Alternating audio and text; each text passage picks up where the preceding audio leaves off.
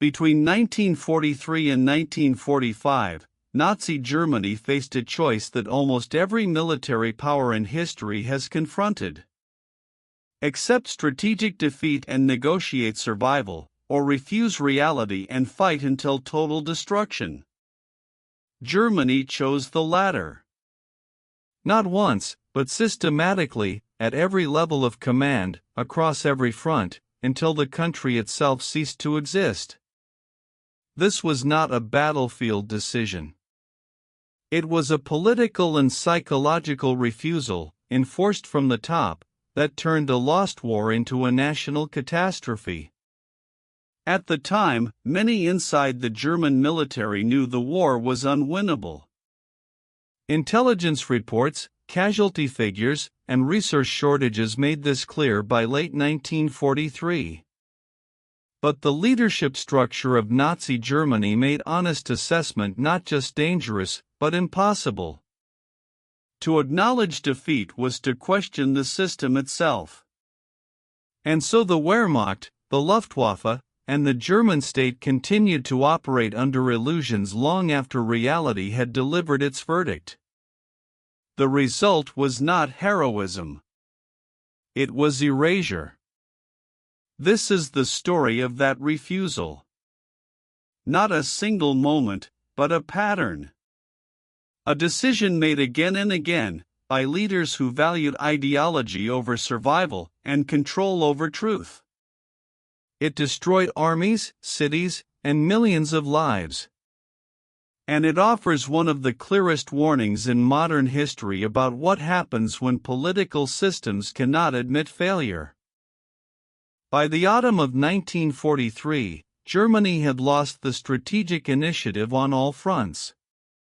Stalingrad had fallen in February. The Battle of Kursk ended in July with catastrophic German losses and no breakthrough. Sicily was taken by the Allies in August, and Italy surrendered in September, turning a former ally into occupied territory. In the Atlantic, U-boat losses had become unsustainable. In the air, American and British bomber fleets were hitting German cities and industrial centers with growing intensity. The war Germany planned to win quickly had become a war of attrition it could not sustain. German war production was still high, but the gap between output and need was widening. Manpower reserves were nearly exhausted. Replacement troops were younger, older, or drawn from occupied countries with questionable loyalty. Fuel shortages limited training and operations. The Eastern Front alone was consuming divisions faster than they could be rebuilt. And yet, official communications from Berlin continued to speak of final victory, strategic flexibility, and wonder weapons on the horizon. There was no plan for negotiation. No acknowledgement of limits. Only directives to hold every inch of ground and prepare for the next offensive. Inside the military, some senior officers understood the math. They saw the casualty reports and logistics summaries. A few attempted to raise concerns in carefully worded memos. But the political environment made candor fatal. Hitler had consolidated total control over military decision-making. Disagreement was treason. Pessimism was defeatism. The system rewarded loyalty and optimism, regardless of accuracy. And so the institutional refusal to acknowledge reality became embedded in every level of command. The war continued not because it could be won, but because stopping was unthinkable. Nazi Germany was not designed to process bad news. From its founding ideology to its leadership structure, the system punished realism and rewarded belief. Hitler had built a government where loyalty outweighed competence, where questioning decisions was treated as betrayal, and where failure was always blamed on sabotage or weakness, never strategy. This was not an accident. It was central to how the regime maintained control. But in wartime, it created a feedback loop that made correction impossible. Leaders stopped hearing the truth. Then they stopped seeking it. And finally, they stopped recognizing it. The military command structure reflected this culture. After the early victories in Poland and France, Hitler increasingly dismissed professional military advice in favor of his own judgment. Generals who objected were removed. Those who remained learned to frame reports in ways that aligned with expectations. Intelligence assessments were filtered before they reached decision-makers. Pessimistic estimates were challenged or ignored. Optimistic ones were amplified. The result was a leadership class operating on incomplete and distorted information, making decisions based not on reality, but on what they needed reality to be. This was not stupidity. Many of the officers involved were experienced and capable. But they were trapped inside a system that penalized honest analysis. Telling the truth could end a career or worse. Telling a comforting lie kept you in position. And so the lies accumulated. By 1943, the gap between the official narrative and the actual state of the war had become a chasm. But the system had no mechanism to close it. Germany was locked into a strategic path it could no longer escape, driven forward by a leadership structure that could not admit it was wrong. There was no single meeting where Germany's leaders formally decided to reject strategic reality. Instead, it happened through a series of smaller choices, each reinforcing the last, until the path to negotiation or withdrawal was no longer visible. Hitler's standing order to hold all territory at all costs became doctrine in 1942, after the winter crisis on the Eastern Front. By 1943, it was unquestioned policy. Retreats required personal authorization from Berlin. Commanders who withdrew without permission faced court-martial. The message was clear. There would be no backward movement. No acceptance of loss. Only forward or death. This decision was framed as strength. Hitler and his inner circle argued that yielding ground would collapse morale and encourage the enemy. They believed willpower could compensate for material disadvantage. They cited examples from World War I, where Germany held out longer than expected. But those comparisons ignored critical differences. Germany in 1918 had negotiated an armistice. In 1943, there was no negotiation. The Allies had declared unconditional surrender as their only acceptable outcome. Germany's choice was not between fighting and talking. It was between a costly managed defeat and total annihilation. The regime chose annihilation. Senior military leaders recognized this. Some, like Field Marshal von Manstein, argued privately for elastic defense and strategic withdrawals to preserve forces. Others believed negotiation with the Western Allies might split the coalition. A few even explored how to approach peace terms without Hitler's knowledge. But none of these voices reached policy. Hitler would not hear them. Göring, Goebbels, and Himmler reinforced the refusal. And so the decision stood. Germany would fight on every front, hold every position, and accept no outcome except total victory. The war would end only when Germany itself ended. German intelligence agencies were not blind. They tracked Soviet production rates, Allied troop buildups, and fuel consumption trends. Reports from the front provided accurate casualty counts and equipment losses. By mid-1943, staff officers in the Oberkommando der Wehrmacht, the German High Command, had compiled assessments showing that Germany was losing the war of attrition on every measurable front. These were not defeatist opinions. They were statistical realities. The numbers showed Germany producing fewer tanks, planes, and trained soldiers than the combined Allied powers. And the gap was widening. These reports rarely reached Hitler. Mid-level officers knew that presenting bad news risked their positions. Some altered figures to appear less dire.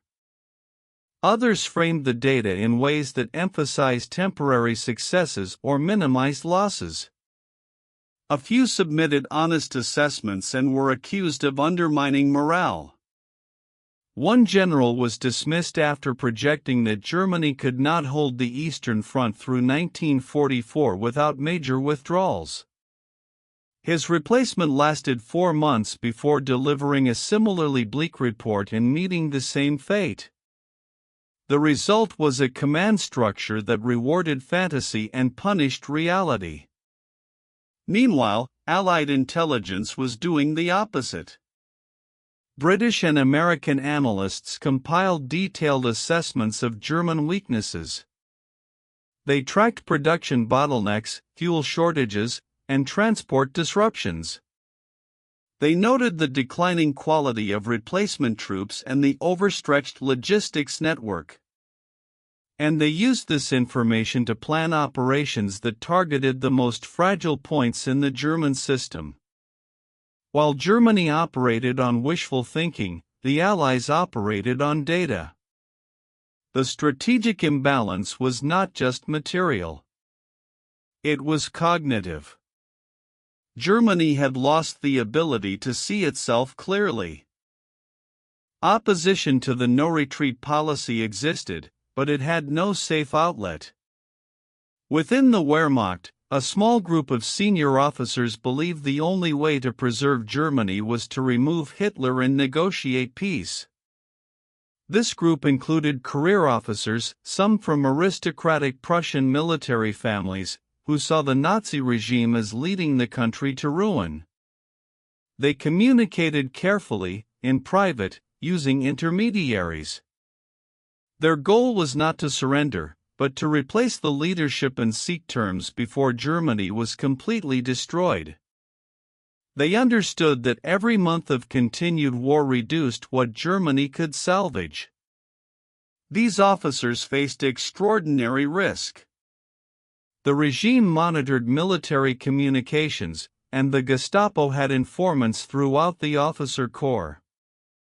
Expressing doubt about victory was dangerous. Suggesting negotiation was treason. Several conspirators were discovered in 1943, arrested, and executed without trial. The regime made examples of them. Goebbels used their cases in propaganda, portraying them as traitors who had stabbed Germany in the back. The message was clear. Loyalty meant obedience. Survival meant silence. And so dissent went underground, scattered, ineffective. By 1944, some of these officers would attempt a coup, culminating in the failed July 20 assassination plot. But in 1943, they were still gathering support, seeking the right moment, hoping the situation would clarify the need for action. It never did. The regime's control was too complete, and the window for a negotiated settlement was closing. Germany was locked on a trajectory set by a leader who could not change course and a system that could not remove him. The voices warning of catastrophe were drowned out by propaganda, purges, and the grinding machinery of total war. To sustain the refusal of defeat, the Nazi leadership promoted a narrative of miracle weapons that would reverse the war. Goebbels spoke frequently of secret projects in development. Hitler referenced them in speeches to party officials. The message was clear. Germany need only hold on a little longer. Advanced technology would deliver victory where conventional forces could not. This was not entirely fiction.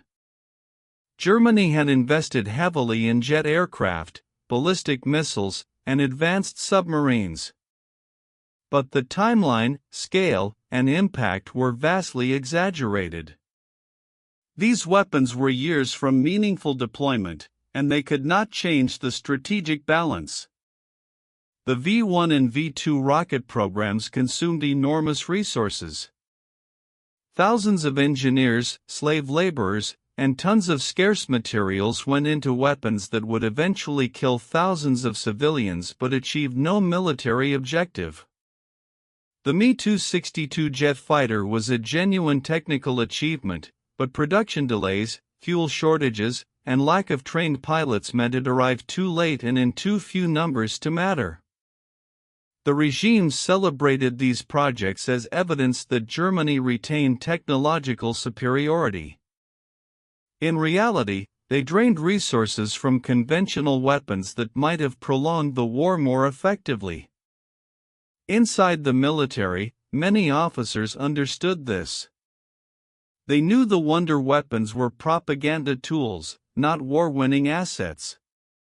But the narrative served a purpose. It gave soldiers and civilians something to believe in. It justified continued sacrifice. And it allowed the leadership to defer accountability. If the weapons failed to arrive in time, the blame could be placed on sabotage or production delays, not strategy. The illusion of a coming miracle became a tool for maintaining control, even as the actual war effort collapsed under the weight of impossible demands and shrinking resources. By early 1944, the consequences of refusing strategic reality were becoming visible at every level. On the Eastern Front, entire German armies were encircled and destroyed because they were forbidden to retreat. In January, the siege of Leningrad was broken after 872 days, a catastrophic failure. In the spring, Soviet offensives pushed German forces out of Ukraine. Divisions that might have survived through tactical withdrawal were instead ordered to hold fixed positions and were annihilated. Casualty rates spiked. Replacement quality declined. The Eastern Front was disintegrating, not from a single breakthrough, but from accumulated losses that could not be replaced. In the West, the situation was equally grim. The Allied bombing campaign was destroying German industrial capacity faster than it could be rebuilt. Rail networks were shattered. Fuel refineries were hit repeatedly. Factories relocated underground, but production efficiency plummeted. The Luftwaffe, once the most feared air force in Europe, had lost air superiority over Germany itself. Pilots were being sent into combat with minimal training, often dying on their first missions. The command structure issued orders as if resources were unlimited. The frontline commanders knew otherwise. Still, no adjustment came from Berlin. The official line remained optimistic. Propaganda spoke of regrouping, of new divisions forming, of the inevitable counterstroke that would reverse the tide. Soldiers received medals and speeches but no reinforcements. Officers received orders to attack but no fuel or ammunition. The gap between what Berlin demanded and what the military could deliver was now unbridgeable. And yet the system kept issuing commands based on a reality that no longer existed. Germany was fighting a phantom war, one that existed only in reports and speeches, while the real war consumed everything it had left.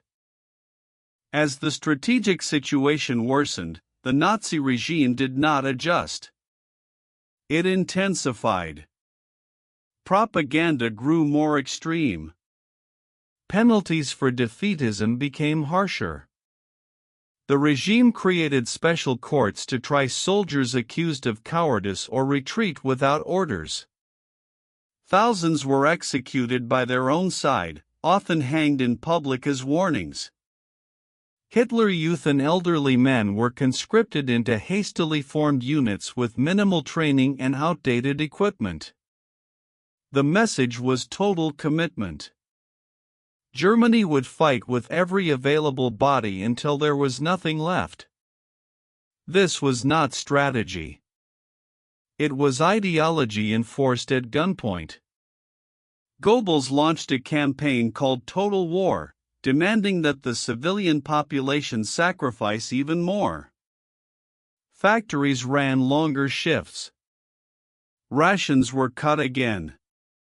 Women were mobilized into war production and auxiliary military roles.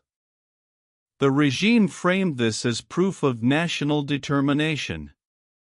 But it revealed desperation. Germany was burning through the last reserves of manpower, materials, and morale. Every new mobilization wave brought diminishing returns.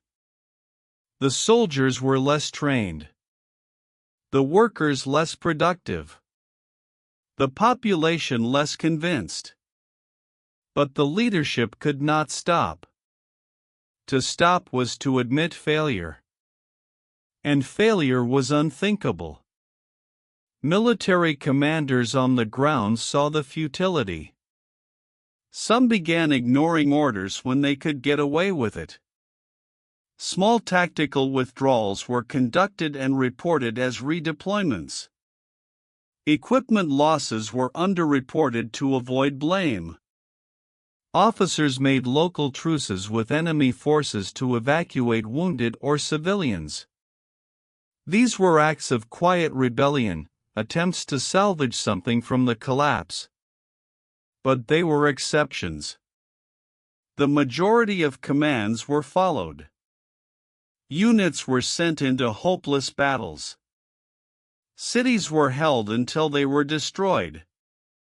And the machinery of refusal ground forward, crushing everything beneath it. The Allies quickly learned how to exploit Germany's refusal to retreat. On the Eastern Front, Soviet commanders began deliberately encircling German strongpoints, knowing that Hitler's no-retreat orders would trap entire divisions. Rather than waste resources in costly frontal assaults, they bypassed fixed positions and cut supply lines. German units would hold their ground as ordered, only to find themselves surrounded, out of ammunition, and abandoned. Tens of thousands surrendered in pockets that could have been evacuated weeks earlier. The Soviets did not need to outfight Germany. They only needed to wait. In the West, Allied planners used Germany's inflexibility to shape their strategy for the invasion of France. Intelligence indicated that German forces would not be allowed to give ground easily. This meant that once the Allies broke through coastal defenses, German units would be committed piecemeal to counterattacks rather than forming coherent defensive lines. The prediction proved accurate. After D-Day in June 1944, German armored divisions were fed into battle one at a time, often arriving without fuel or air support, and were destroyed in detail. A flexible defense might have delayed the Allied advance. Instead, Germany's rigid doctrine accelerated its own collapse. The Allies also exploited Germany's propaganda. They monitored German broadcasts and read captured documents. They saw that the regime was lying to its own population and military about the state of the war. This told them that German morale was fragile, that the leadership was desperate, and that the system could not sustain prolonged pressure. So they applied it. Relentless bombing. Continuous offensives. Psychological warfare. They knew Germany would not negotiate. They knew it would fight to destruction. And so they planned for exactly that. Germany's refusal to acknowledge reality had handed its enemies a strategic roadmap. By the summer of 1944, Germany's logistical system was in freefall. The transportation network that supplied the fronts, factories, and cities was being systematically destroyed.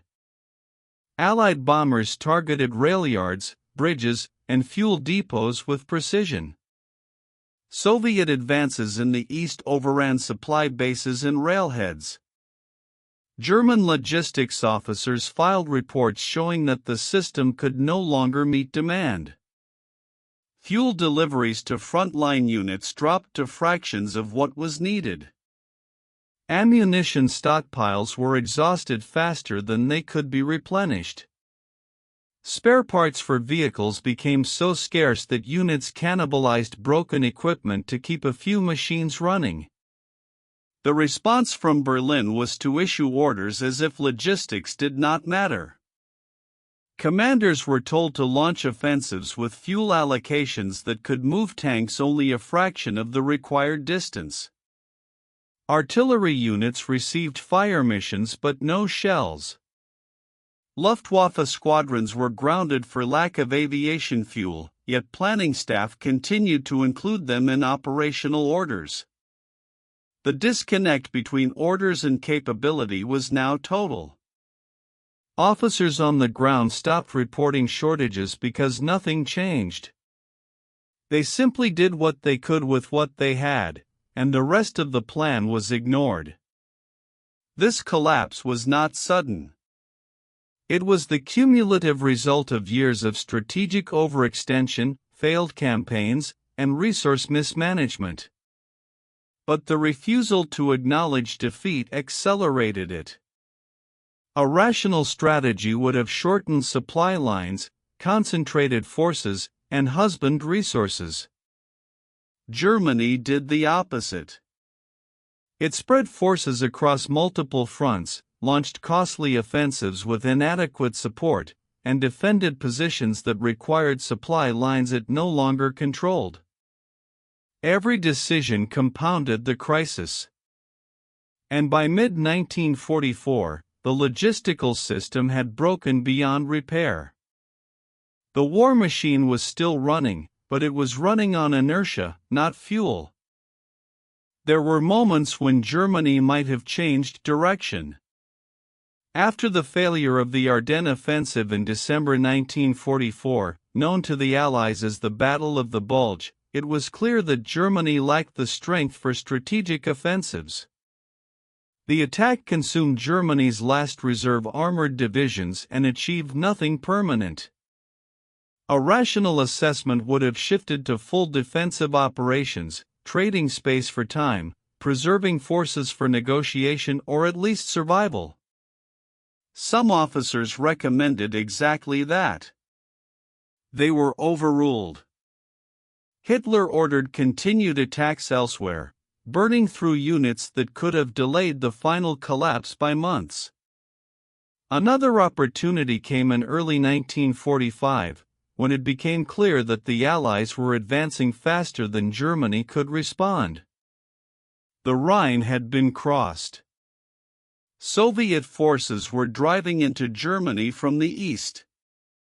The regime could have prioritized evacuating civilians, preserving infrastructure, and negotiating local surrenders to prevent further destruction. Instead, it issued scorched earth directives. Bridges, factories, and rail lines were ordered destroyed to deny them to the enemy. Albert Speer, the armaments minister, quietly worked to sabotage these orders, knowing they would leave Germany in ruins. But officially, the policy stood. Germany would destroy itself before admitting defeat. Even in April 1945, with Berlin surrounded and the Allies closing in from all sides, there was no acknowledgement of the end. Hitler remained in his bunker, issuing orders to armies that no longer existed, moving phantom divisions on maps, and planning counteroffensives with troops who had no ammunition. His inner circle still spoke of victory or at least avoiding surrender. The possibility of a negotiated end was never discussed. And so the war continued for weeks beyond any rational purpose, killing tens of thousands more soldiers and civilians, destroying what little remained intact, all because the system could not perform the simple act of admitting it had lost. Historians debate when Germany's defeat became inevitable. Some point to Stalingrad in early 1943. Others cite Kursk in the summer. A few argue that the war was unwinnable from the moment the United States entered. But there is a difference between military defeat and total destruction. Germany crossed into irreversible catastrophe not because of a single battle, but because its leadership refused to recognize any of those turning points. Each missed opportunity to adjust strategy locked Germany further into a path that ended not in defeat, but in annihilation. By the beginning of 1945, the irreversible point had passed. Germany no longer controlled enough territory to sustain its economy. Its military could not defend the borders. Civilians were starving in cities that no longer had functioning governments. The state itself was dissolving. And yet the war continued. Not because there was hope, but because the system had no mechanism to stop. The leadership structure that had driven Germany into this position was incapable of pulling it out.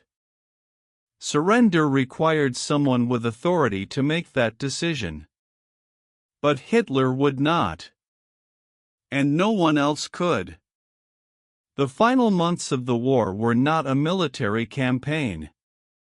They were a collapse in slow motion, where individual units fought, surrendered, or dissolved based on the judgment of local commanders. Some fought to the last bullet. Others walked away. Civilians fled in every direction, trying to reach Allied lines before the Soviets arrived. Cities burned. Refugees died by the thousands on frozen roads. And through it all, the propaganda machine continued broadcasting messages of resistance and final victory. The refusal to acknowledge defeat had become so complete that it persisted even as the country it claimed to defend ceased to exist. In March and April 1945, the German military experienced total operational collapse. On the Eastern Front, Soviet forces advanced at speeds that left German units unable to organize coherent resistance. Entire divisions simply disintegrated. Soldiers abandoned equipment and walked west, hoping to surrender to the Americans or British rather than the Soviets. In the West, Allied forces crossed the Rhine and raced through Germany, capturing cities so quickly that some surrendered without a fight. The German command structure still existed on paper, but it no longer functioned. Orders went undelivered. Reports went unfiled. Headquarters lost contact with their subordinate units. The Luftwaffe had ceased to exist as a fighting force. Pilots with planes had no fuel. Planes with fuel had no pilots. Airfields were overrun before aircraft could be evacuated. What remained of the German Navy sat in port, immobilized. Submarines that had once terrorized the Atlantic were scuttled by their own crews. The industrial base that had supported the war effort was either destroyed by bombing or captured. Factories stood empty or operated under Allied control. Germany was no longer fighting a war. It was experiencing the final stages of state failure, where the institutions of government, military, and economy all collapsed simultaneously. Yet the official narrative never changed. Radio broadcasts spoke of regrouping in new defensive lines. Orders were issued for counterattacks using units that had been destroyed weeks earlier. Hitler's final public pronouncements spoke of holding Berlin to the last man. And some units obeyed. They fought in the rubble, inflicting and suffering casualties in battles that served no purpose. Others ignored the orders and sought survival. The German military in its final days was not a unified force. It was a collection of fragments, some still loyal to a defunct regime, others simply trying to survive the collapse they had been ordered to ignore until the very end. The refusal to acknowledge defeat exacted its highest cost on German civilians. In the final months of the war, millions fled their homes in the east as Soviet forces advanced. The regime had made no plans for evacuation. There were no organized convoys, no safe routes, no food distribution. Families loaded what they could carry onto carts and walked, often in freezing winter conditions. Tens of thousands died on the roads from exposure, starvation, or attacks. The regime had spent years telling them victory was certain. Now they were abandoned to survive a collapse the leadership still would not name. In the cities, the situation was equally desperate. Allied bombing had destroyed housing, water systems, and food supplies. Rations had been cut to starvation levels. Hospitals operated without medicine. Schools had closed. Police and civil administration barely functioned. Goebbels continued to broadcast calls for resistance, urging civilians to defend their homes. But many ignored him. They hid in cellars, waiting for the end. Some hung white sheets from windows. Others formed local committees to negotiate surrender to Allied forces before their neighborhoods were destroyed in final battles. The population had stopped believing the propaganda long before the leadership stopped broadcasting it. The regime's final acts targeted its own people. SS and police units executed civilians accused of defeatism. Deserters were hanged from lampposts with signs warning others. Local Nazi officials fled, leaving populations leaderless. In some towns, children were conscripted into last-ditch defense units and sent to fight with weapons they barely knew how to use. The war that was supposed to protect the German people ended by consuming them. The refusal to accept defeat had turned the state against its own citizens. And the final chapter of Nazi Germany was written not in Berlin or on the battlefield, but in the faces of refugees, the burned cities, and the mass graves of a war that continued long after it was lost. In late April 1945, Berlin was surrounded. Soviet forces closed in from all sides, fighting street by street toward the city center.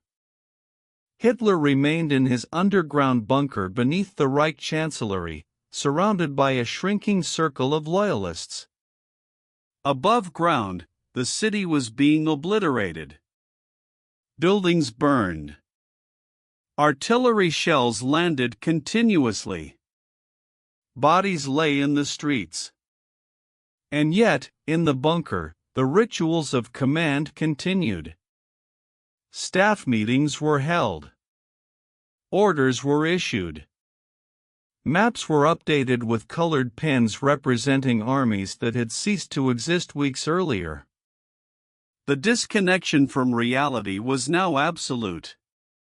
In those final days, Hitler still spoke of relief forces that would break the Soviet encirclement. He issued commands for attacks by divisions that had no soldiers, supplied by logistics networks that no longer functioned. His remaining staff did not correct him. Some believed. Others simply continued their roles because there was nothing else to do. The system had been built to follow Hitler's orders.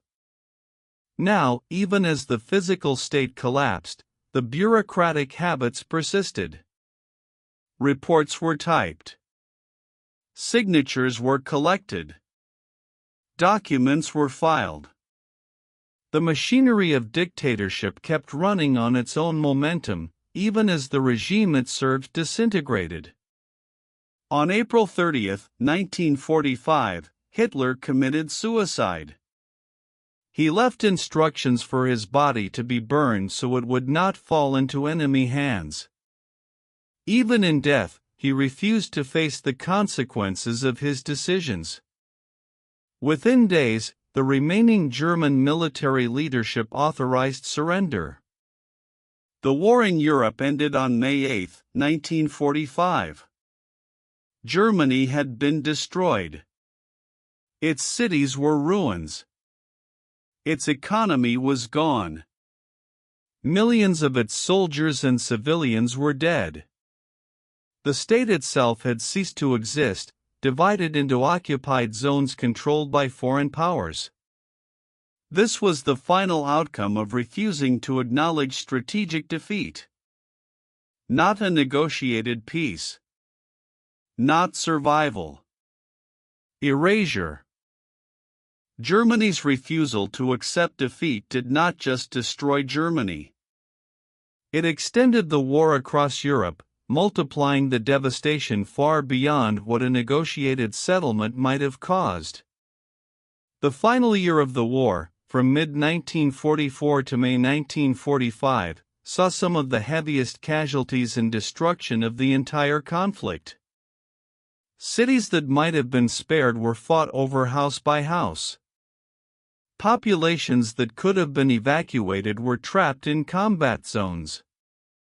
The longer the war continued, the more territory was ruined. And the longer Germany refused to surrender, the harsher the final terms became.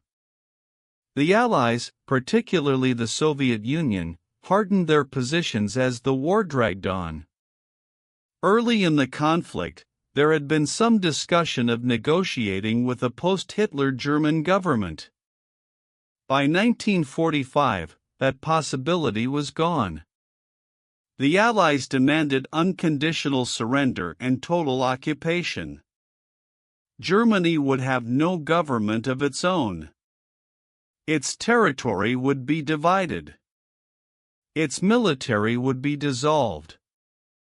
Its industry would be dismantled. The longer Germany fought, the more complete its defeat became. The refusal to stop fighting did not preserve German sovereignty. It guaranteed its total loss. The consequences rippled across Europe for decades. Millions of refugees never returned home. Cities like Dresden, Hamburg, and Berlin were so thoroughly destroyed they had to be rebuilt from scratch. The division of Germany into East and West became one of the defining features of the Cold War. The memory of the war's final months, the unnecessary suffering, the scorched cities, and the millions of dead, shaped European politics and identity for generations. Germany's refusal to acknowledge defeat did not change the outcome of the war. It only made the ending as catastrophic as possible. In the decades after the war, historians examined the decisions that led Germany to total collapse. They studied captured documents, interviewed surviving officers, and analyzed the command structure that made rational strategy impossible. The consensus was clear. Germany's defeat was not caused by a single mistake or battle.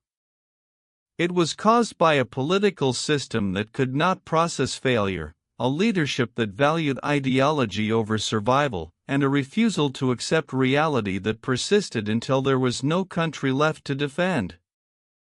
The war could have ended earlier.